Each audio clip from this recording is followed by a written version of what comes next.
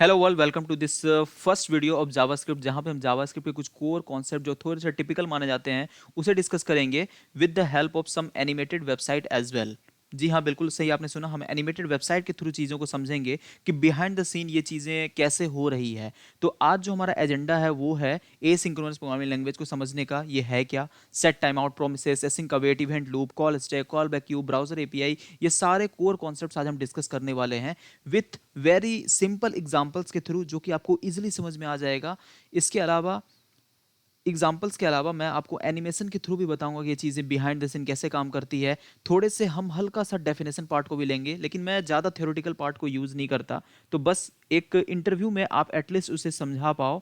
और सबसे most important होता है इंटरव्यू में आपको प्रैक्टिकल समझाना होता है। तो प्रैक्टिकल ही आज हम डिस्कस करने वाले हैं, जो कि आपको इजीली समझ में आने वाला है और थ्रू आउट द आप अपने करियर इसे कभी भूल भी नहीं सकते हैं। इसकी मैं गारंटी लेता हूँ अगर आप रिवाइज करते रहें तो प्रोमिसेस के कॉन्सेप्ट्स को मैं आपको प्रॉमिस करता हूं कि मैं अच्छे से समझा दूंगा। तो बस बने रहे इस वीडियो में।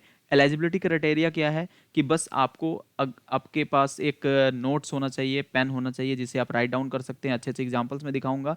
इसके अलावा अगर आप इस वीडियो को लैपटॉप पे देख रहे हैं तो आप जस्ट लाइव कोडिंग कर सकते हैं साथ के साथ। अगर आप मोबाइल से देख सकते हैं तो आप बस पेन पेपर रेडी रखें और उसे आप नोट डाउन करते जाएं। तो विदाउट वेस्टिंग मच टाइम हम स्टार्ट करते हैं। तो सबसे पहले हमारा जो पहला टॉपिक है वो है एसिंक्रोनस प्रोग्रामिंग लैंग्वेज। तो क्या है एसिंक्रोनस प्रोग्रामिंग लैंग्वेज? सबसे पहले यहाँ पे डेफिनेशन वाला पार्ट है, जिसमें डेफिनेशन बता देता हूँ। अभी आपको चीज़ें समझ नहीं आएगी, पहले मैं आपको चीज़ें प्रैक्टिकल थ्रू दिखाऊंगा, उसके बाद आपको अपने आप ये क्लियर आउट हो जाएगा। तो यहाँ पे एज अ डेफिनेशन जो है, जो बहुत अच्छा डेफिनेशन है, ये इंटरनेट पे भी आपको मिल सकता है। इसमें है क्या? Asynchronous programming is a technique that enables your program to start a potentially long running task and still be able to be responsive to other events while that task runs, rather than having to wait until the task has finished. Once that task has finished, your program is presented with the result. हो सकता है आपको अभी समझ ना आया हो, आप पहली बार अगर एसिंक्रोनस प्रोग्रामिंग लैंग्वेज को समझने की ट्राई कर रहे हैं, तो चलिए हम लोग शुरू करते हैं। एसिंक्रोनस प्रोग्रामिंग लैंग्वेज के बेसिक एजेंडा को समझते हैं कि ये चीज़ें हैं क्या। तो इसके लिए अभी मैंने क्या किया, मैं आपको सेटअप बता दूं। मैंने विजुअल स्टूडियो कोड रखा हुआ है यहाँ पे। इसमें मैंने index dot H T M L में बेसिक जो बॉयलर प्लेट होते हैं कोड के, वो मैंने रखा हुआ है। एक H1 टैग मैंने यूज़ किया है, जिसमें मैंने कोडिंग आइडियोलॉजी सिर्फ प्रिंट आउट किया है, कुछ भी मैंने नहीं किया है। और एक स्क्रिप्ट टैग का यूज़ किया है इंडेक्स डॉट जेएस को कनेक्ट करने के लिए, बस डेट्स इट। इसका यूआई कैसा है ये भी देखना चाहेंगे आप। तो यूआई हमारा कुछ अभी इस टाइप का यूआई है, ठीक है। और ये हमारा वो टूल्स हैं, वेबसाइट्स हैं, जहाँ पे हम इसको एनिमेटेड रूप में देखेंगे भी। तो चलिए पहले हम लोग आ जाते हैं। इसमें मैं क्या करता हूँ, इंस्पेक्ट राइट क्लिक करके ओपन कर लेता हूँ। इसे क्रोम का डेवलपर टूल भी बोला जाता है। और मैं एक बार इसे रिफ्रेश कर लेता हूँ। ग्रेट। तो सबसे पहले हम सब कुछ रेडी कर चुके हैं। आते हैं हम अपने इस इंडेक्स डॉट जे वाले फाइल में। अभी क्या है, तो चलिए हम लोग बात करते हैं ए सिंक्रोनस प्रोग्रामिंग लैंग्वेज क्या है। तो ए सिंक्रोनस प्रोग्रामिंग लैंग्वेज वो लैंग्वेज होता है जिसमें हमारा लैंग्वेज का जो प्रोसेस होता है वो टॉप टू डाउन अप्रोच में एग्जीक्यूट होता है। यानी कि जितने number of lines of code लिखे हुए हैं उसमें लाइन बाय लाइन वो सारे कोड को एग्जीक्यूट करता चला जाता है। और अगर बीच में कोई वेटिंग वाला लाइन आता है जिसमें कुछ वेट करना पड़े, तो वो इसे उसे स्किप करके पहले नॉन वेटिंग वाले सारे कोड को एग्जीक्यूट कर देता है, देन लास्ट में वेटिंग वाला जो कोड होता है वो एग्जीक्यूट होता है। हो सकता है आपको थोड़ा यहाँ भी क्लैरिटी ना हो, तो अब हम लोग लाइव एग्जाम्पल के थ्रू समझेंगे। सबसे पहले मैं क्या करता हूँ, यहाँ पे एक कंसोल में मैसेज प्रिंट आउट करना चाहता हूं। ओके। तो ये कंसोल क्या है मैं आपको बता दूं। कंसोल बेसिकली ये जावास्क्रिप्ट का पार्ट नहीं है, ये हमारा ब्राउजर का पार्ट होता है। ये ब्राउजर के डॉक्यूमेंट्स की एक लाइब्रेरी है, जिसका जो कंसोल का एक जो बोल सकते हैं कि ये बेसिकली हम ना डिबगिंग टूल भी आप बोल सकते हैं, जिससे हम लोग चीज़ों को डिबग करके देख सकते हैं हमारा प्रोग्राम का फ्लो कैसा जा रहा है। उसमें हम लोग जस्ट अभी मैंने एक स्ट्रिंग पास किया हुआ है, आप फंक्शन पास कर सकते हैं, वो उससे प्रिंट करके देख सकता है। तो एज अ डेवलपर के लिए काफ़ी फ्रेंडली चीज़ें हैं, जिसको हम प्रिंट आउट करके कंसोल पर भी देख सकते हैं। तो ठीक है। तो सबसे पहला अभी हमारा जो कंसोल पे है, यानी कि डेवलपर टूल पे हाई व्यूअर्स प्रिंट होना चाहिए। ठीक है। मैंने इसे रिफ्रेश किया तो यहाँ पे हम देख रहे हैं कि हाई व्यूअर्स हमारा प्रिंट हो गया। बिल्कुल सही कनेक्टिंग है जावास्क्रिप्ट की HTML की। यहाँ पे आप वो जावास्क्रिप्ट का कोड देख रहे हैं जिसे मैंने कोडिंग आइडियोलॉजी प्रिंट आउट किया था, और यहाँ पे हमारे प्रिंट हो गया। ग्रेट, अब तक बिल्कुल सही चल रहा है। तो मैंने आपको क्या बोला, मैं फिर से आपको बता दूँ कि ये लाइन बाय लाइन प्रिंटिंग करेगा। अभी मैं अगर कुछ दूसरा भी लाइन यहाँ पे प्रिंट करना चाहूँ, let suppose instead of viewers I just want to print hi. तो अब हमारा क्या होगा, सबसे पहले हाई व्यूअर्स प्रिंट होगा, देन हमारा हाई प्रिंट होगा। Got it. मैं इसे रिफ्रेश करता हूँ तो यहाँ पे हाई व्यूअर्स के बाद हाई हमारा प्रिंट हो गया। ठीक है। फिर मैंने आपको क्या बोला था कि एसिंक्रोनस प्रोग्रामिंग लैंग्वेज वैसा लैंग्वेज होता है जो लाइन बाय लाइन प्रिंटिंग तो करता है, लेकिन बीच में अगर कोई वेटिंग से रिलेटेड चीजें आती है तो वो इसे स्किप करके पहले नॉन वेटिंग वाले सारे लाइंस को प्रिंट कर देगा, देन फर्दर लास्ट में वो वेटिंग वाले के पास आएगा, देन उसे एग्जीक्यूट करेगा। ओके, तो अब हम क्या करते हैं, थोड़ा सा मैं चेंज कर देता हूँ इसके लैंग्वेजेस को जो मैंने स्ट्रिंग में यूज किया है। आई एम फर्स्ट इसको रख देता हूँ, ग्रेट। इसे मैं रख देता हूँ आई एम सेकेंड। ओके, अब मैं क्या करता हूँ कि कुछ ऐसा लाइन लिखता हूँ जिसमें थोड़ा सा वेट हो, वेटिंग हो, तो वो कहाँ से आएगा, सेट टाइम आउट से। अभी मैं आपको सारी चीज़ें बताऊंगा कि सेट टाइम आउट ये क्या, कैसे बिहाइंड द सीन काम कर रहा है, एनिमेशन के थ्रू भी बताऊंगा। बस थोड़ा सा बने रहिए, मुझे अपना काम करने दीजिए, मैं प्रॉमिस करता हूँ आपको अच्छे से समझा दूंगा। सेट टाइम आउट हमने लिया और यहाँ पे मैं चाहता हूँ कि ये कुछ कंसोल में मैसेज प्रिंट करना।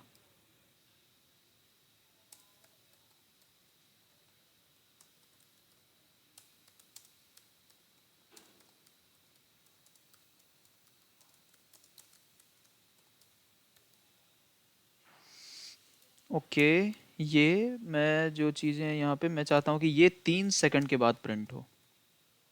ओके, तो अभी हमें देखने से कैसा लग रहा है, मैं इसे सेव कर लेता हूँ। सबसे पहले हमारा जो प्रोग्राम का काउंटर है वो आ जाएगा कोडिंग आइडियोलॉजी, जो कि कमेंट पार्ट है। तो जैसे ही इसके पास आएगा, ये देखेगा अरे ये तो कमेंटेड है, तो इसे ये वो as a white space treat करेगा प्रोग्राम काउंटर। देन जो हमारा काउंटर है वो सेकंड लाइन पे आएगा, देखेगा कि अच्छा आई एम फर्स्ट बिल्कुल सही है, ये इसे प्रिंट कर देगा। द मोमेंट वो थर्ड यानी कि सेट टाइम आउट वाले एनोनिमस फंक्शन के पास आएगा, तो यहाँ देखेगा एनोनिमस फंक्शन मैंने क्यों बोला, क्योंकि इस फंक्शन का मैंने कोई नाम न रखा है, कुछ भी नहीं है, ये normal anonymously as a treat करता है इसे जावास्क्रिप्ट। तो जैसे इसके पास आएगा, ये देखेगा अरे सेट टाइम आउट है, यहाँ पे 3 सेकंड का वेट करना है, तो ये इसे प्रिंट नहीं करेगा, ये इसे क्या करेगा, स्किप करके आगे बढ़ जाएगा। स्किप मैं अभी थोड़ा सा बताऊंगा, स्किप बेसिकली एक एक्चुअल वर्ड नहीं है, इसके बिहाइंड द सीन दूसरी चीजें हैं। तो वो क्या करेगा, फर्दर इसे अभी के लिए होल्ड करेगा, देन वो 6 लाइन पे आएगा, ओके आई एम सेकंड, तब इसे ये प्रिंट करेगा, फिर से 3 सेकंड का काउंटिंग होगा, then I will print after 3 second, ये फाइनल प्रिंट होगा। तो अब मैं चलता हूँ, दिखाता हूँ आपको यहाँ पे क्या होगा। सबसे पहले आई एम फर्स्ट हो गया, आई एम सेकंड हो गया, 3 सेकंड काउंट हुआ, then I will print after 3 second, ये हो गया। चलिए अब समझते हैं कि ये चीज़ें हो कैसे रही है। ओके, तो इसके लिए मैं क्या करता हूँ, एक एक्सकलर ये मेरा सॉफ्टवेयर बोल सकते वेबसाइट है, जिसपे मैं कुछ चीज़ों को विजुअल रिप्रेजेंटेशन करने के लिए कुछ बना देता हूँ। ओके, फिर एक और मैं ले लूँ यहाँ पे, ताकि आपको स्टेप बाय स्टेप प्रोसेस पता चले कि एक्चुअल में ये कैसे काम कर रहा है।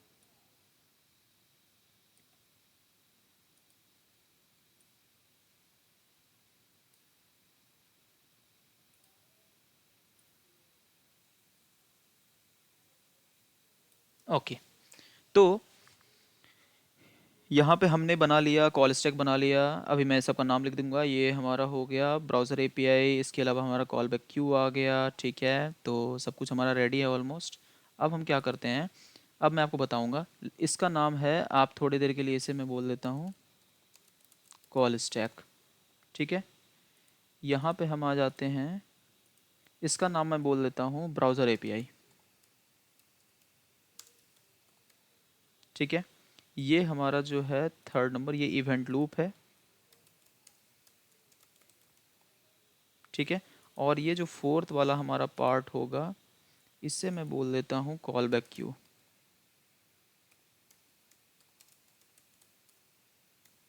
ग्रेट, सारा कुछ रेडी है। तो अब मैं कंपेयर करवाता हूँ कि ये चीज़ें बिहाइंड द सीन कैसे काम करेगी। तो सबसे फर्स्ट हमारा है कंसोल, जो जिसमें हम आई एम फर्स्ट प्रिंट कर रहे हैं, वो सबसे पहले आता है, अगर मैं विजुअल रिप्रेजेंटेशन के थ्रू बात करूं तो कॉल स्टैक में आता है। तो कॉल, ये जावास्क्रिप्ट में बिहाइंड द सीन कैसे काम होता है, मैं वो बस आपको विजुअलाइज करवाना चाहता हूं, ताकि आपको चीज़ें क्लियर हो जाए और आप ए सिंक्रोनस लैंग्वेज को अच्छे से समझ लें। तो in the very first moment यहाँ पे ये आ जाएगा कंसोल में। सबसे पहले आई एम फर्स्ट जो है वो स्टैक के अंदर आएगा। स्टैक हमारा क्या होता है, तो स्टैक हमारा होता है कि जिसके अंदर लीफो मेथड काम करता है। एक जनरल एग्जांपल आपको दूं कि हम अगर प्लेट्स के अरेंजमेंट करते हैं, तो सबसे लास्ट में जो प्लेट आएगा वो सबसे टॉप पे रखा जाएगा, और सबसे पहला जो प्लेट आएगा वो मतलब इस फॉर्मेट में, यहाँ पे एक प्लेट हमने डाला, फिर दूसरा प्लेट हम डालेंगे। ठीक है, फिर हम थर्ड डालेंगे, फिर हम फोर्थ डालेंगे, फिर हम फिफ्थ डालेंगे, इस टाइप से हम कंटिन्यूसली डालते जाएंगे। तो जो सबसे लास्ट में जो प्लेट आएगी वो हमारा सबसे टॉप पे रहेगा। जब एग्जीक्यूशन होगा, यानी कि अगर हम प्लेट को रिमूव भी करते हैं तो जो सबसे लास्ट में आया है वो फर्स्ट में आउट होगा। यानी कि हम क्या यूज़ कर रहे हैं इसमें, लीफो प्रिंसिपल को यूज़ कर रहे हैं स्टैक के अंदर। डाटा स्ट्रक्चर का ये डीएसए में, डीएसए का सेक्शन होता है स्टैक, जिसके अंदर हम ये प्रिंसिपल को फॉलो करते हैं, LIFO last in first out. Okay, तो मैं यहाँ पे इसे क्लियर कर दूँ अपने स्टैक को, और देखिए जैसे स्टैक रिमूव हो रहा है इसी टाइप से ये रिमूव भी होता है। ओके, तो यहाँ पे सबसे पहला क्या होगा, कंसोल डॉट लॉग में हमारा आई एम फर्स्ट ये वाला लाइन एग्जीक्यूट हो जाएगा। जैसे ही आएगा ये एग्जीक्यूट होके प्रिंट हो जाएगा। देन दूसरा जैसे आएगा सेट टाइम आउट, तो सेट टाइम आउट मैं बताऊँ, सेट टाइम आउट भी जावास्क्रिप्ट का पार्ट नहीं होता है, ये पार्ट होता है ब्राउज़र का।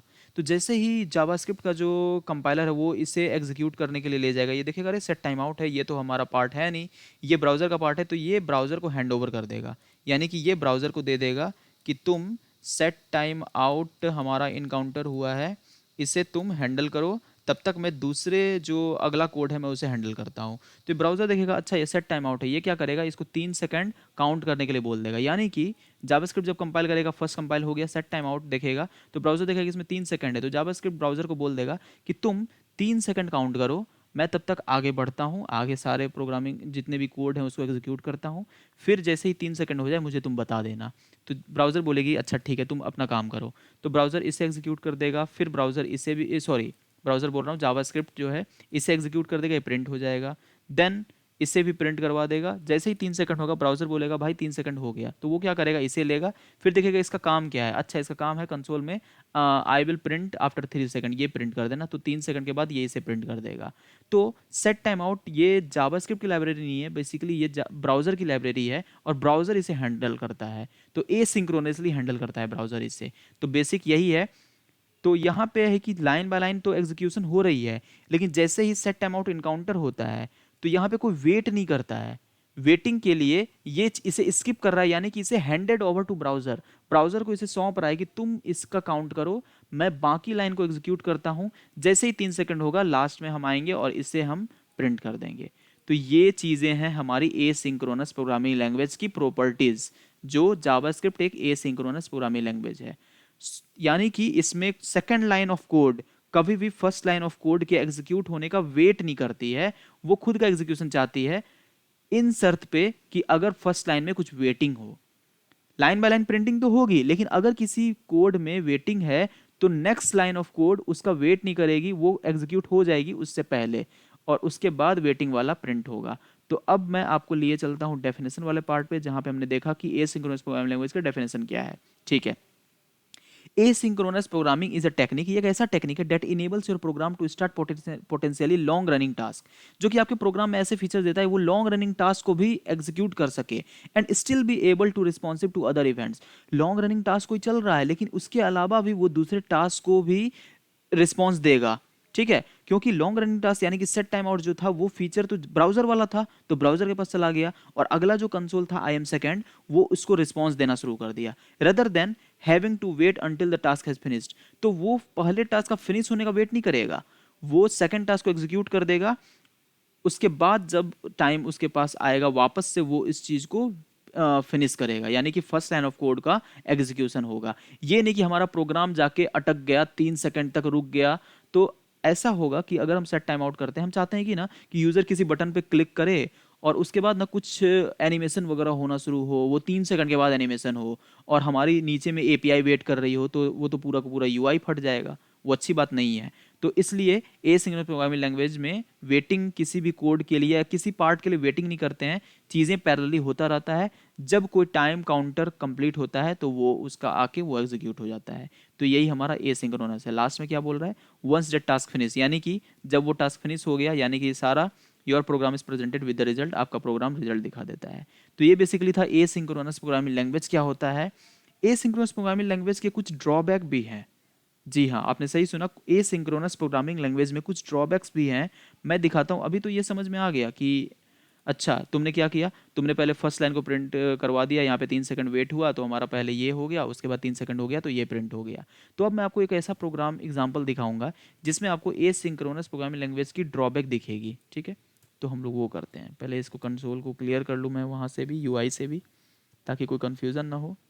चलिए, हमारा कंसोल बिल्कुल क्लियर है। अब मैं आपको दिखाता हूँ ड्रॉबैक क्या है।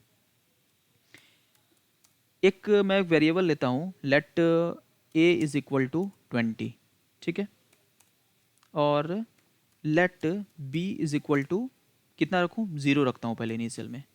और मैं क्या करता हूँ, यहाँ पे सेट टाइम आउट कर देता हूँ,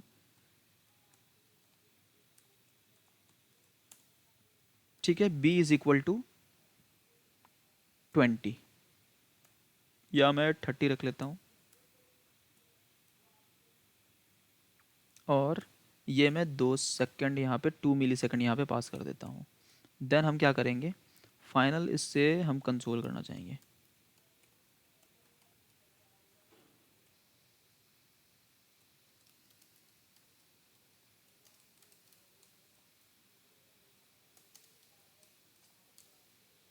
ठीक है, तो यहाँ पे मैं ड्रॉबैक दिखाना चाहता हूँ। मैं क्या कर रहा हूँ, पहले ए में 20 असाइन कर रहा हूँ, देन बी में मैं 0 असाइन कर रहा हूँ। फिर सेट टाइम यानी 2 सेकंड के बाद बी के अंदर 30 चला जाए और हमारा रिजल्ट प्रिंट हो जाए, यानी कि ए प्लस बी बराबर 30 plus 20 is equal to 50 print हो जाए।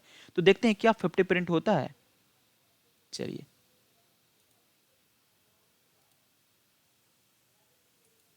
कुछ गड़बड़ी हुई है। अच्छा, मैंने सेव नहीं किया है, मैं सेव कर लेता हूँ। ओके, एडिशन इज 20, यहाँ पे 20 ही प्रिंट हुआ है। ये तो 30 प्रिंट होना 50 प्रिंट होना चाहिए था, ये हो क्या रहा है। तो यहाँ पे क्या हो रहा है, सबसे पहले ए के अंदर 20 था, तो अगला लाइन एग्जीक्यूट पहला, सबसे पहला ये एग्जीक्यूट हो गया ए प्लस बी, तो बी में 0 था, तो 0 और 20 यानी कि 20 ही एडिशन हो गया। लेकिन हम चाहते क्या थे, बी में 30 आए और ये 2 सेकंड के बाद हमारा 50 प्रिंट हो, 20 प्लस 30 इज इक्वल टू 50।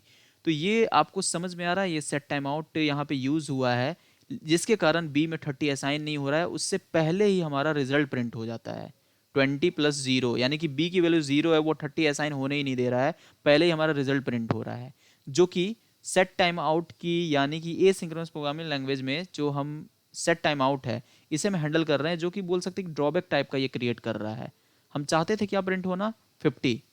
तो अब मैं आपको बताऊंगा कि इसे हैंडल कैसे करते हैं, ए सिंक्रोनस प्रोग्रामिंग लैंग्वेज को हैंडल कैसे करते हैं। तो अब तक जो आज का हमारा एजेंडा है उसमें मैंने क्या क्या कवर अप कर लिया है, उसे भी हम देखते रहेंगे।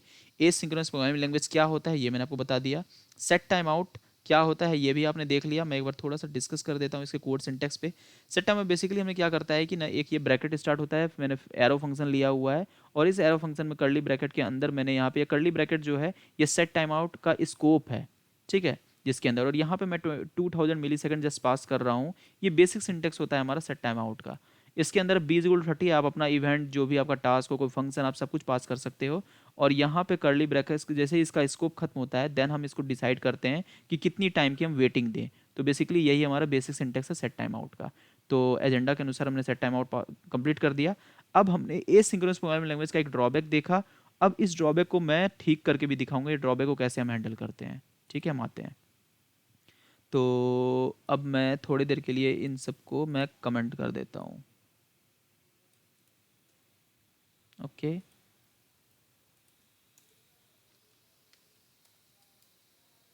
लेट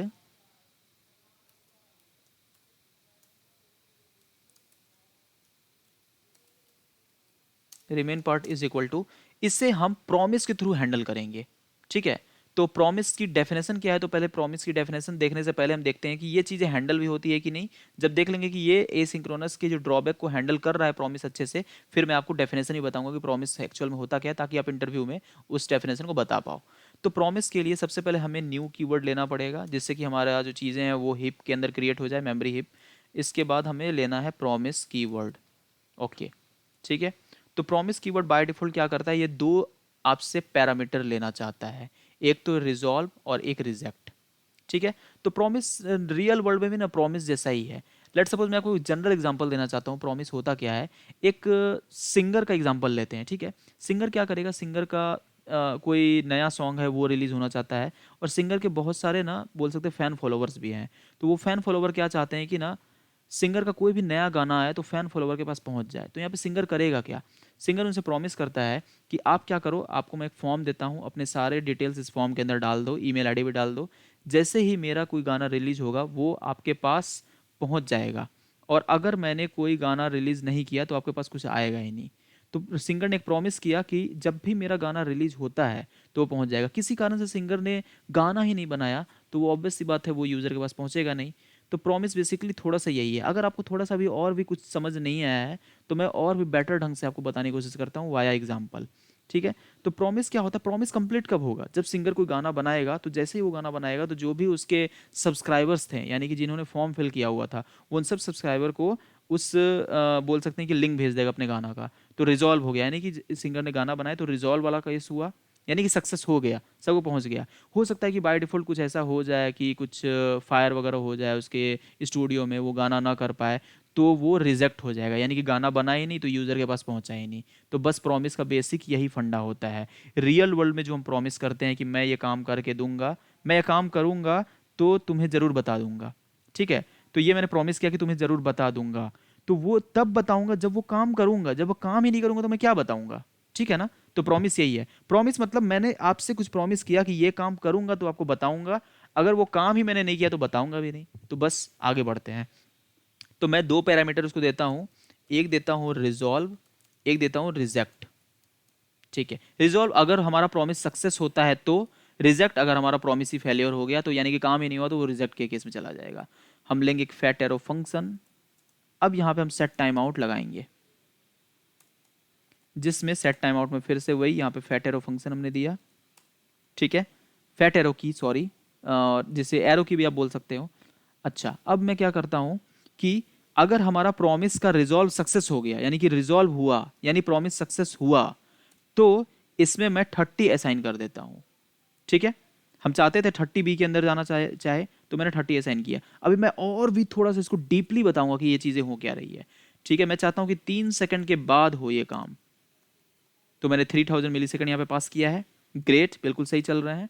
अब देखते हैं कि रिमेनिंग पार्ट, यानी कि ये जो सेट टाइम आउट जब कंप्लीट होगा तो सेट टाइम आउट क्या होगा? रिजॉल्व में चला जाएगा 30, यानी कि इस प्रॉमिस के पास 30 आ जाएगा, और ये प्रॉमिस असाइन हम कर रहे हैं रिमेन पार्ट के अंदर, तो रिमेन पार्ट के पास क्या आ जाएगा? 30 आ जाएगा। अगर रिमेन पार्ट के पास 30 आ जाए तो हम एक नया वेरिएबल बना लेते हैं, और इस वेरिएबल को हम बी में असाइन कर देते हैं। ठीक है, बी के पास आ गया, और फिर हम क्या करेंगे?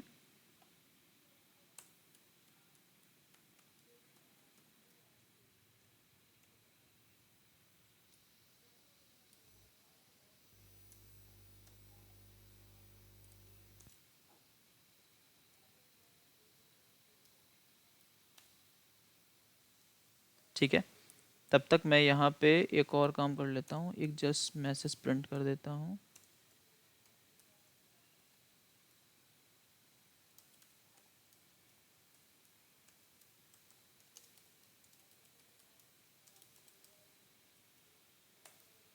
चलिए, अब मैं आ रहा हूँ अपने डेवलपर टूल पे। मैंने स्क्रीन रिफ्रेश करा, calculation is going on, 1 2 3, 50 print हो गया। ठीक है, क्लियर है। अब आते हैं कोड पे, मैंने लिखा क्या क्या, कैसे क्या वर्क हो रहा है, ये सब सब चीज़ों को समझते हैं। आते हैं यहाँ पे। तो सबसे पहले मैंने क्या किया कि ए में 20 असाइन किया है, बी में 0 असाइन किया है। मैं चाहता हूँ कि बी में जो 30 असाइन हो वो 3 सेकंड के बाद असाइन हो, लेकिन हम इसे हैंडल करेंगे प्रॉमिस के थ्रू, ताकि हमारा सारा का सारा डाटा भी सही टाइम पे कैलकुलेट हो और सब कुछ हो। तो इसका बेसिक सिंटेक्स है प्रॉमिस का। प्रॉमिस चीज़ें दो लेती है, यानी दो पैरामीटर एक्सेप्ट करता है, एक तो रिजॉल्व और एक रिजेक्ट। आप यहाँ पे जरूरी नहीं कि आपको रिजॉल्व और रिजेक्ट ही लिखना है, मैं ए कोमा बी भी लिख सकता हूँ, अपना नाम लिख सकते हो। बस मैं आपको समझाने के लिए रिजॉल्व और रिजेक्ट लिख रहा हूँ। आप आर ई एस लिख सकते हो, आर ई जे लिख सकते हो, आपकी मर्जी है, आप कुछ भी कर सकते हो। जरूरी नहीं कि रिजॉल्व ही लिखना है, मैं आपके लिए क्लियर करना चाहता हूँ। तो मैंने क्या किया कि सबसे पहले ए में 20 असाइन कर दिया, बी में मैंने 0 असाइन कर दिया। उसके बाद मैंने क्या किया, एक कंसोल बेसिकली मैसेज प्रिंटिंग होना चाहिए, ताकि यूजर ऐसा ना लगे कुछ हो ही नहीं रहा है 3 सेकंड तक। पता नहीं, हो सकता है मैंने 10 सेकंड लिख दिया, कुछ मैसेज वैसेज आ नहीं रहा है, तो यूजर वहां से चला जाएगा। तो इसलिए एज इट इज एक हम मैसेज प्रिंट कर देते हैं कि कैलकुलेशन इज गोइंग ऑन, और ट्रिपल डॉट लगा देते हैं ताकि उनको लगे कुछ हो रहा है। फिर मैंने क्या किया, एक लेट रिमेन पार्ट लिया, जिसमें न्यू कीवर्ड, यानी कि हमारी हीप के अंदर एक मेमोरी में हीप के अंदर मेमोरी क्रिएट हो रही है। ठीक है, यानी कि वो हमारा डीएसए का पार्ट है, आपको समझ में आ रहा होगा। प्रॉमिस हमारा कीवर्ड है जो कि लेता है रिजॉल्व और रिजेक्ट। रिजॉल्व और रिजेक्ट दो पैरामीटर हैं। उसके बाद हमने क्या किया, इसके रिमेन पार्ट यानी प्रॉमिस के जो प्रॉमिस का स्कोप है उसके अंदर मैंने सेट टाइम आउट लगा दिया। सेट टाइम आउट क्या करेगा कि इसके अंदर रिजॉल्व में 30 आ जाएगा। रिजॉल्व में 30 हम डाटा जो पास करना चाहते थे बी के लिए वो आ जाएगा, और ये 3 सेकंड के बाद आएगा, तो इसलिए हमने कॉमा 3000 मिली सेकेंड रख दिया है। मैं आपको यहाँ पे एक और चीज़ बता दूँ कि 1 second is equal to 1000, sorry 000, हाँ, मिली MILLI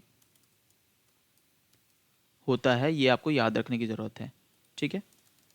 चलिए, तो जैसे ही अब यहाँ पे क्या होगा, सेट टाइम आउट 3 सेकंड तक काउंट करेगा, ये रिमेन पार्ट 3 सेकंड तक काउंट होगा, 1 2 3, जैसे ही 3 होगा तो रिजॉल्व में क्या चला जाएगा 30, और ये 30 क्या होगा, ये प्रॉमिस के अंदर आ जाएगा। रिजॉल्व ये पैरामीटर है क्योंकि इसका, और ये प्रॉमिस जो है असाइन है रिमेन पार्ट के अंदर, तो रिमेन पार्ट में अब कितना डाटा आ जाएगा, 30 वाला डाटा आ जाएगा रिमेन पार्ट के अंदर, ठीक है। अब यहाँ क्या कर रहे हैं, हम चेक करेंगे अगर रिमेन पार्ट में कुछ डाटा हो तो वो डाटा बी के अंदर असाइन हो जाए, यानी रिमेन पार्ट डॉट देन वहाँ पे अगर कुछ डाटा हुआ तो हमने वेरिएबल डाटा ले लिया और उस वेरिएबल को बी में असाइन वापस से कर दिया। तो जैसे बी में असाइन किया तो अब बी के पास क्या आ गया, पहले बी के पास था 0, तो यहाँ पे हमने लेट वर्ड यूज़ किया हुआ था, ठीक है। तो यहाँ पे बी में अब नया डाटा आ गया 30, तो कंसोल लॉग किया तो ए में था 20 और बी में कितना था 30, तो टोटल हमारा प्रिंट कितना हुआ 50, तो ये हमारा एडिशन सक्सेसफुल हो गया। तो प्रॉमिस का यहाँ पे यूज़ क्या हुआ, पहले मैं एक बार यूआई पे भी आपको दिखा दूँ वापस से। Calculation is going on, T T T T T, और यहाँ पे हमारा 50 प्रिंट हो गया। ग्रेट, बिल्कुल सही, यहाँ क्रिस्टल क्लियर है। तो यार तुम बताओ, ये तुम प्रॉमिस प्रॉमिस यूज़ कर रहे हो, प्रॉमिस का मेन खेल क्या था यहाँ पे। तो प्रॉमिस बेसिकली करता क्या है कि एसिंक्रोनस प्रोग्रामिंग लैंग्वेज में ड्रॉबैक थी कि जो अभी मैं आपको एग्जांपल दिखाया कि 20 मैंने रखा, बी में 0 रखा, लेकिन टोटल रिजल्ट 20 ही प्रिंट हो रहा था, बी की वैल्यू 30 हो ही नहीं रही थी। तो एसिंक्रोनसली हैंडल करने के लिए जावास्क्रिप्ट को प्रॉमिस का हम यूज़ करते हैं। तो बेसिक यही चीज़ें हैं। अगर आपको इंटरव्यू में पूछा जाए तो आप वहाँ पे बोल सकते हैं कि promise is use to handle asynchronous data in JavaScript. चलिए हम लोग एक्चुअल डेफिनेशन में बात करते हैं, ये तो मैंने आपको समझाने के लिए बता दिया। तो यहाँ पे आते हैं, एक थोड़ा सा हम आई व्यू कर लेते हैं सिंक्रोनस पे। सिंक्रोनस प्रोग्रामिंग लैंग्वेज क्या होता है, जो कि रियल टाइम पे हैपन हो जाता है। लेकिन अगर एसिंक्रोनस की बात करें तो ये रियल टाइम पे सेम टाइम पे हमारा हैपन नहीं होगा, ठीक है ना। तो यहाँ पे एक और मैंने स्लाइड बनाया है प्रॉमिस, मैं आपसे प्रॉमिस कर रहा हूँ कि मैं प्रॉमिस आपको समझा दूंगा, तो यहाँ पे मैं फिर से आ गया। चलो, प्रॉमिस क्या है, the promise object represents the eventual completion और फेलियर। कंप्लीशन मतलब क्या, सक्सेस। सक्सेस कब होगा, जब रिजॉल्व हो जाएगा, और फेलियर यानी कि रिजेक्ट हो सकता है of A asynchronous operation and it's resulting value. यानी कि the promise object represent the eventual completion और फेलियर, यानी कि प्रॉमिस जो है ना सक्सेस और फेलियर किसी भी एसिंक्रोनस प्रोग्रामिंग ऑपरेशन का रिजल्ट को दिखा सकता है। Promises are use to handle asynchronous operation in JavaScript, already मैंने आपको बताया था। तो प्रॉमिस का मेन यूज करते हैं एसिंक्रोनस ऑपरेशन जितने भी होते हैं जावास्क्रिप्ट में उसको हैंडल करने के लिए, ताकि हमारा वहाँ पे यूआई ब्रेक ना हो और एक्चुअल में जो रिक्वायरमेंट है वो फुलफिल हो। जैसे कि हम 50 रिजल्ट चाहते थे, वो 50 रिजल्ट फुलफिल हुआ, ना कि 20 रिजल्ट हो गया। तो पहले ड्रॉबैक क्या आ रहा था, सेट टाइम आउट के यूज़ करने पे 20 ही प्रिंट हो रहा था, तो उसे हैंडल हमने कैसे किया, प्रॉमिस के थ्रू। तो आई थिंक मैंने प्रॉमिस भी आपको समझा पाया होगा। अगर आपको प्रॉमिस और एसिंक्रोनस प्रोग्रामिंग लैंग्वेज समझ में आ गया है तो वीडियो को यहाँ पे लाइक कर सकते हैं और हमारे चैनल को सब्सक्राइब भी कर सकते हैं। अब मैं आगे बढ़ता हूँ, ठीक है।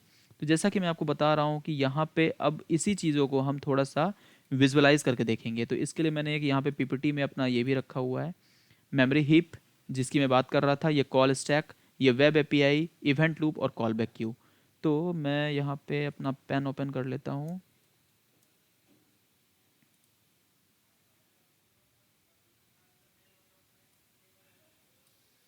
ओके, तो वेरी फर्स्ट आपको कोड शायद याद होगा, तो हमने क्या किया था, ए में 20 हमने रखा था। तो जैसे ही हम क्रिएट करते हैं वो सारा जो भी प्रोग्राम एग्जीक्यूट होता है ना वो कॉल स्टैक के अंदर आ जाता है।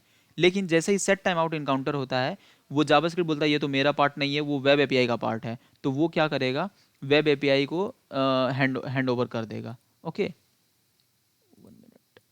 वो वेब एपीआई को हैंड ओवर कर देगा। वेब एपीआई क्या करेगा, उसके लिए 3 सेकंड काउंट करेगा, तब तक वो आगे फर्दर एग्जीक्यूट करता जाएगा। जैसे ही 3 सेकंड काउंट हो जाएगा वो क्या करेगा, कॉल बैक क्यू को हैंड ओवर कर देगा, और कॉल बैक क्यू से वो फिर स्टैक के अंदर आएगा। तो ये एक लूप का प्रोसेस चलता रहता है तीनों के बीच में। यानी कि कॉल स्टैक में सबसे पहले चीज़ें क्या आती है कि कॉल स्टैक में जो प्रोग्राम में कोई वेटिंग नहीं है वो सब कॉल स्टैक में आकर के जमा होते जाता है। स्टैक का मेन मकसद यहाँ पे मैंने आपको लीफो बताया, लास्ट इन फर्स्ट आउट का जो हमारा प्रोसेस होता है वो हमारा स्टैक में यूज़ होता है। तो थोड़ा सा इसको रिप्रेजेंटेशन में आपको दिखा दूँ तो स्टैक बेसिकली हम क्या कर सकते हैं कि ना लाइन बाय लाइन यहाँ पे हम जो जैसे प्लेटों का अरेंजमेंट लगाना चाहते हैं, सबसे पहले हमने लास्ट में एक प्लेट रखा, देन इसके ऊपर में, देन इसके ऊपर में, देन इसके ऊपर में, ऐसे करते गए करते गए करते गए करते गए।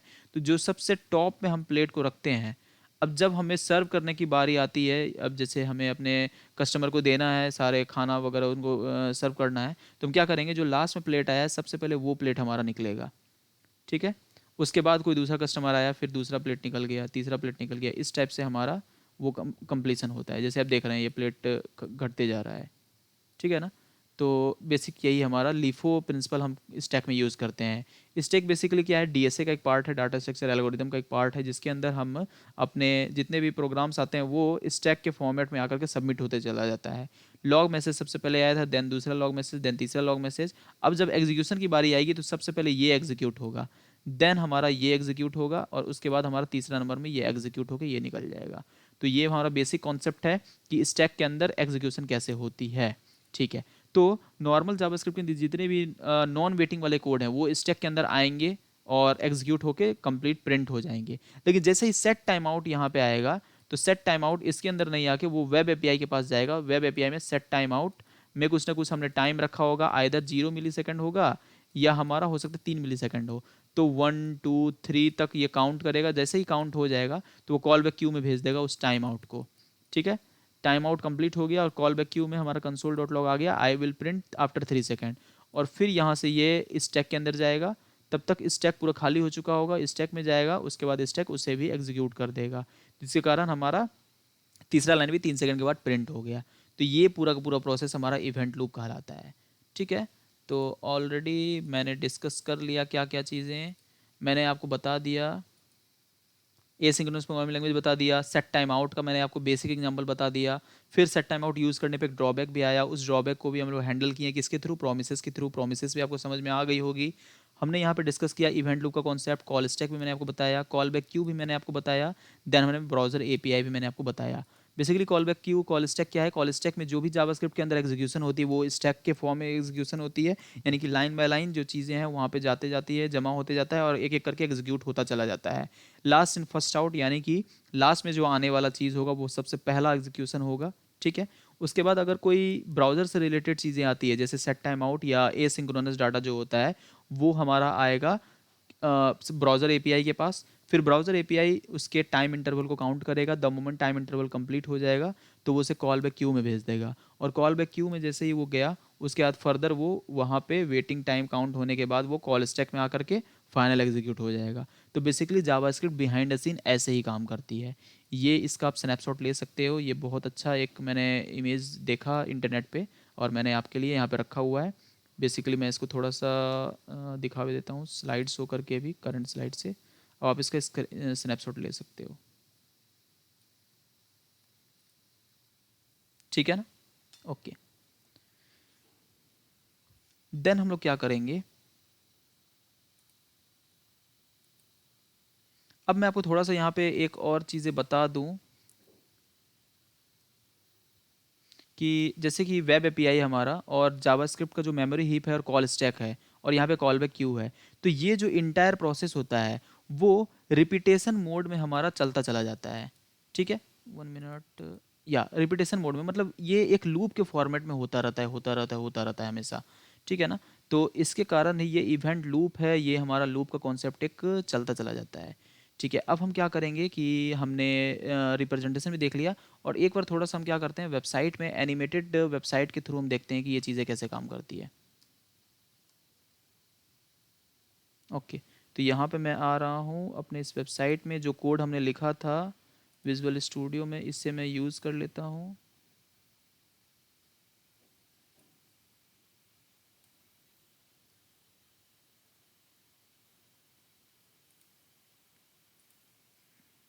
ठीक है, जैसे मैंने कोड यहाँ पे लिख रखा है ऑलरेडी, तो यहाँ पे सबसे पहले मैंने रखा है console dot log I M first, then set time out है, देन हम आई एम सेकंड को प्रिंट करेंगे। तो यहाँ पे जल्दी से फटाफट वीडियो पॉज करो और बताओ कि आउटपुट क्या होगा। तो यहाँ पे सबसे पहले क्या प्रिंट होने वाला है, बताओ, आपका टाइम है, सोच लिया आपने।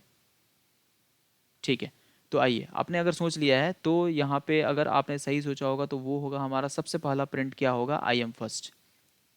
ठीक है, आई एम फर्स्ट जैसे ही इनकाउंटर होगा वो क्या होगा, हमारा स्टैक में आएगा। यहाँ पे आई एम फर्स्ट यहाँ पे आएगा और ये एग्जीक्यूट होके प्रिंट कर देगा इसको। देन हमारा जैसे ही सेट टाइम आउट वाला कोड पार्ट आएगा, ये देखिए अरे ये तो मेरा है ही नहीं, वो क्या करेगा, वो इसे क्यू के लिए भेज देगा। ये ब्राउज़र का पार्ट होता है। तो ब्राउज़र क्या करेगा, वेट करेगा 3 सेकंड का। जैसे ही वो 3 सेकंड कंप्लीट हो जाएगा वो क्यू में आकर के लग जाएगा अपने एग्जीक्यूशन के लिए। तब तक जावास्क्रिप्ट क्या करेगा, अगले कोड पार्ट पे न्यू लाइन पे हमारा चला जाएगा जिसमें कि आई एम सेकंड है। ये कॉल बैक स्टैक में आएगा और आई एम सेकंड भी यहाँ पे जल्दी से एग्जीक्यूट होकर निकल जाएगा। उसके बाद जब क्यू का सारा देख लेगा कि सारा का सारा कोड कंप्लीट हो गया तो वो कॉल बैक क्यू का जो पार्ट होगा वो आके स्टैक में आ जाएगा और यहाँ पे हमारा 3 सेकंड वो कंप्लीट हो चुका है ऑलरेडी। और फिर further I will print after 3 second भी हमारा एग्जीक्यूट हो जाएगा। तो इसको थोड़ा रिप्रेजेंटेशन इसका विजुअल स्टूडियो सॉरी विजुअलाइजर के थ्रू हम देखते हैं। मैं क्लियर कर दूं, रन में करने जा रहा हूँ।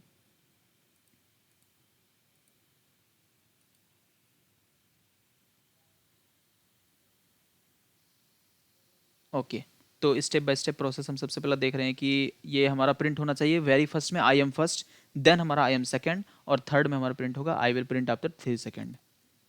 तो सबसे पहले हम देख रहे हैं कि आई एम फर्स्ट हमारा क्यू के अंदर आ गया और वो स्टैक में जाकर के फर्दर प्रिंट हो गया। Very good.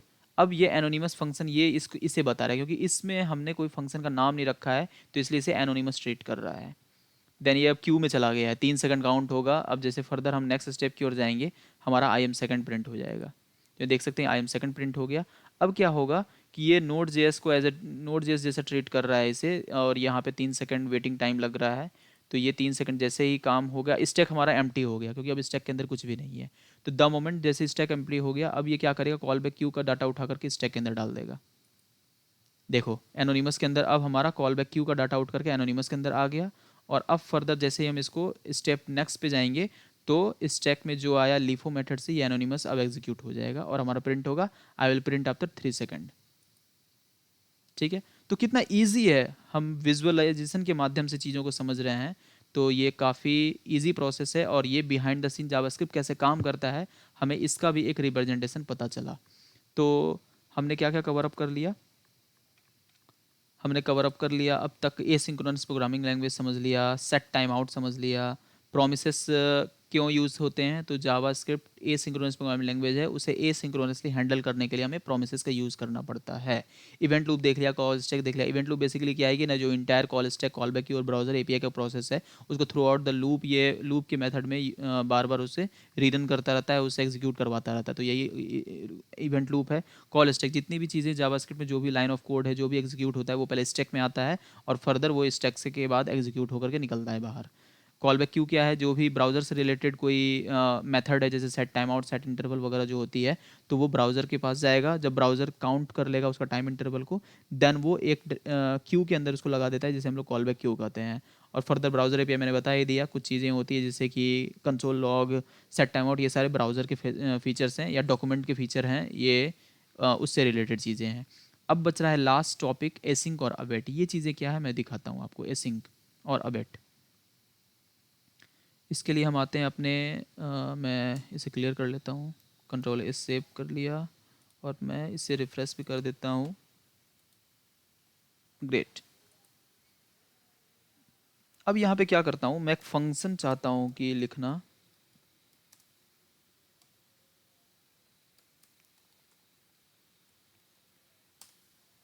ओके, मैं एक फंक्शन रखा है हेलो। अब मैं कंसोल में इस हेलो फंक्शन को प्रिंट करना चाह रहा हूँ। तो क्या आउटपुट आएगा, वीडियो को पॉज करो सोचो। अनडिफाइंड आना चाहिए, देखते हैं पहले उसके बाद बताता हूँ मैं आपको। अनकाउट एरर आ रहा है यहाँ पे। कंसोल जो है वो फंक्शन का एक पार्ट ही नहीं है, यहाँ पे console is not a function बता रहा है क्योंकि इस फंक्शन को हमने कंप्लीट ही नहीं किया है, ये कभी प्रिंट ही नहीं होगा। या ऐसा कर ले, इसके अलावा हम ऐसे भी हेलो लिख लें तो भी हमें ये अनकाउट एरर या अनडिफाइंड देगा। अच्छा, वो हमें कुछ प्रिंट करने तो कंसोल का यूज़ करना ही पड़ेगा ऑलरेडी, जैसे मैंने पिछले की बार किया था। ठीक है, तो हेलो प्रिंट तभी होगा जब हम कंसोल में यूज़ करेंगे। कंसोल डॉट लॉग हमें करना चाहिए था। सॉरी, यहाँ पे एक छोटी सी मिस्टेक। यस, अनडिफाइंड आ रहा है, यानी कि ये फंक्शन डिफाइंड ही नहीं है, इस फंक्शन के अंदर कुछ भी नहीं है। हमने लाइन ऑफ कोड तो रखा है लेकिन ये कुछ रिटर्न नहीं कर रहा है। फंक्शन हमने बना तो दिया, कुछ रिटर्न नहीं कर रहा है, इसलिए वो अनडिफाइंड लिख रहा है। ठीक है ना, आपको यहाँ चीज़ समझ में आ गई। अनडिफाइंड इसलिए दे रहा है क्योंकि हमारा जो लाइन ऑफ कोड है, throughout line of code, throughout this entire program हम कुछ भी रिटर्न नहीं कर रहे हैं, इसलिए उसने अनडिफाइंड रख दिया। और कायदे से हमने फंक्शन को खाली रखा, फंक्शन हेलो बना करके हमने उसके फंक्शन के स्कोप में हेलो का जो स्कोप यहाँ पे स्टार्ट और एंड होकर रखा है, इसके अंदर कुछ भी हमने फंक्शन की बॉडी में कुछ भी नहीं है, ब्लैंक है। तो इसलिए हमें हेलो को जब हमने प्रिंट किया कंसोल पे तो वो हमें क्या दिखा रहा है, अनडिफाइंड प्रिंट कर रहा है। हम इससे बच सकते हैं एक कीवर्ड का यूज़ करके। किसका यूज़ करके? एसिंग कीवर्ड का यूज़ करके। मैं दिखाता हूँ। नहीं, इसमें नहीं करते हैं, मैं एक नया ही क्यों ना बना लूँ, बस चीज़ों को मैं सेम रखूँगा। एसिंग,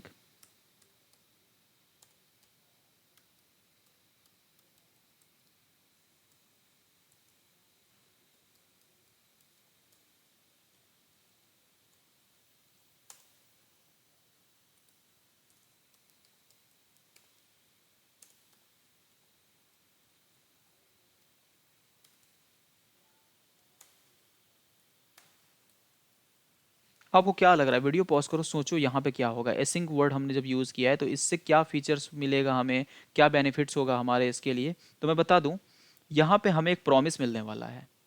कुछ समझ रहे हो? थोड़ा थोड़ा लिंक हो रहा है। एसिंक से यूज़ करने पे हमें कुछ प्रॉमिस रिटर्न होगा। इस बार ये फंक्शन कुछ ना कुछ हमें रिटर्न करेगा। अनडिफाइंड तो नहीं प्रिंट होने वाला इसके लिए अनडिफाइंड प्रिंट होगा, लेकिन इस चीज़ के लिए अनडिफाइंड प्रिंट नहीं होगा। उसके अलावा यहाँ पे प्रॉमिस प्रिंट होगा। ठीक है, चलिए देखते हैं। देखो, वहाँ पे अनडिफाइंड था और यहाँ पे ये हमारा का पूरा बोल सकते हैं कि ना, एक एसिंक पूरा का पूरा फंक्शन हमारा यहाँ पे प्रिंट हो रहा है, जबकि हमने लिखा चीज़ें सेम टू सेम। ठीक है ना, बस यहाँ पे हम क्या कर रहे हैं, इस फंक्शन को हम ऐसा कॉल भी कर देते हैं। विदाउट कॉलिंग क्यों कर रहा हूँ मैं? तब तो प्रॉमिस रिटर्न होगा। देखो, यहाँ पे अब प्रॉमिस रिटर्न हो गया, लेकिन ये प्रॉमिस क्या कर रहा है, उसके अंदर अनडिफाइंड है, उससे कोई मतलब, लेकिन एटलीस्ट हमें प्रॉमिस मिला ना यहाँ पे। तो इससे आपको कुछ समझ में आ रहा है, कुछ क्लिक हो रहा है आपके माइंड में कि async by default promise he return करता है।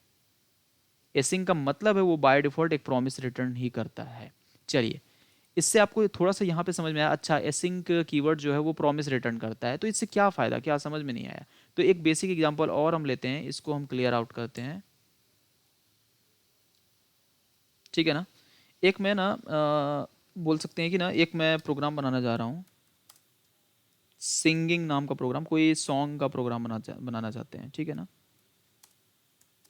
और मैं क्या करता हूँ, इसमें एसिंक कीवर्ड का यूज़ कर लेता हूँ। यहाँ पे हम एक फंक्शन बना रहे हैं और रिटर्न क्या करेगा ये,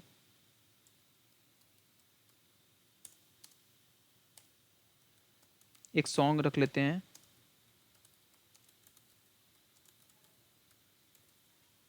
ठीक है ना, और जब ये सॉन्ग प्रिंट होगा तो मैं एडिटर से रिक्वेस्ट करूँगा कि आप वो सॉन्ग भी चला देना। जोक्स अपार्ट, तो यहाँ पे क्या होगा कि ना, जैसे ही हम इसको प्रिंट करेंगे तो सॉन्ग बजना शुरू हो जाएगा। Okay, again jokes apart. तो यहाँ पे हम क्या कर रहे हैं, बेसिकली अब हम क्या करेंगे कि ना, इस सिंग वाले जो इंटायर कांस्टेंट है, इसे मैं यहाँ पे कॉल करना चाह रहा हूँ। ठीक है, मैं इसे कंसोल करना चाहता हूँ।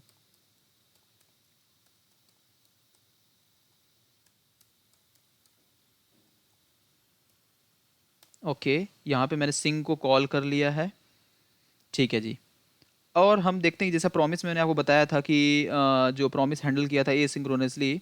ठीक है ना, तो यहाँ पे मैं क्या कर रहा हूँ कि सिंग जो है, सिंग फंक्शन, उसमें कुछ ना कुछ अगर डाटा है तो डॉट देन मैंने किया, और इसमें मैं जो भी डाटा उसके अंदर होगा उसे मैं डाटा नाम के वेरिएबल के अंदर स्टोर कर लेता हूँ, और फाइनल यहाँ पे हम वो कंसोल करवा देना चाहते हैं।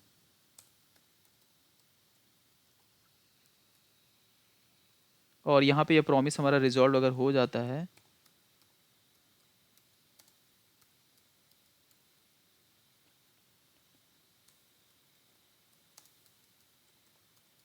ये मैसेज प्रिंट हो जाए।